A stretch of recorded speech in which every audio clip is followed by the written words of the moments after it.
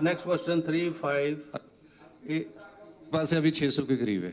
3583 माननीय सदस्य श्री विक्रम सिंह जसमो प्रागपुर। माननीय अध्यक्ष जी, प्रश्न संख्या 3583। माननीय उप मुख्यमंत्री महोदय। अध्यक्ष महोदय, सूचना अभी भी एकत्रित की जा रही है। माननीय श्री विक्रम सिंह जी। माननीय अध्यक्ष जी, बड़ा सिंपल प्रश्न था कि प्रदेश में कितनी सहकारी सभाएं पंजीकृत हैं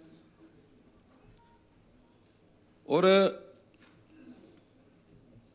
कितना अधिकारी कर्मचारियों के विरुद्ध अनुशासन कार्रवाई हुई है, वन टाइम सेटलमेंट कितनी सभाओं में हुई है।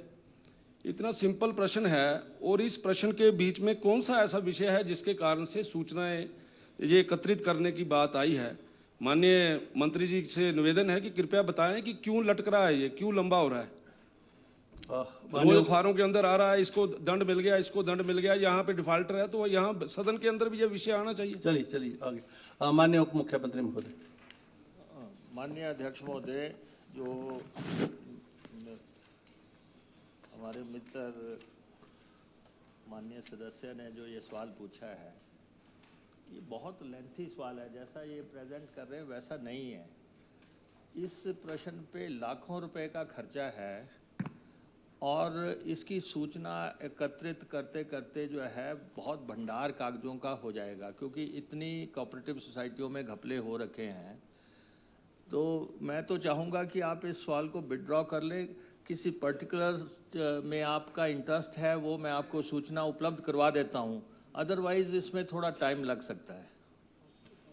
चलिए इसी सत्र में कोशिश करके इसी सत्र में माननीय श्री विक्रम सिंह जी। माननीय अध्यक्ष जी, बहुत महत्वपूर्ण प्रश्न है, ये विड्रॉ नहीं होगा। इसके लिए समय जितना चाहिए वो लो, लेकिन ये जरूर पता लगना चाहिए कि कौन क्या कर रहा है, कहाँ कहाँ गड़बड़ है, कहाँ कहाँ पे लाखों रुपए के घोटाले हो गए हैं। कोई बात नहीं है, अगर इस सेशन में नहीं देनी अगले में देना, अगले में नहीं देना तो उससे अगले में देना, लेकिन दे देना जब तक हम यहाँ हैं बैठे हुए। चलिए चलिए। माननीय उप मुख्यमंत्री महोदय। अध्यक्ष महोदय, सूचना छिपाने से हमारा कोई मकसद नहीं है। ये सदन बना ही इसलिए है कि सूचना रखी जाए, लेकिन सूचना इतनी लेंथी है, फिर भी मैं प्रयास करूंगा कि जितनी जल्दी आ सके मैं आपको उपलब्ध करवाऊं। Thank you.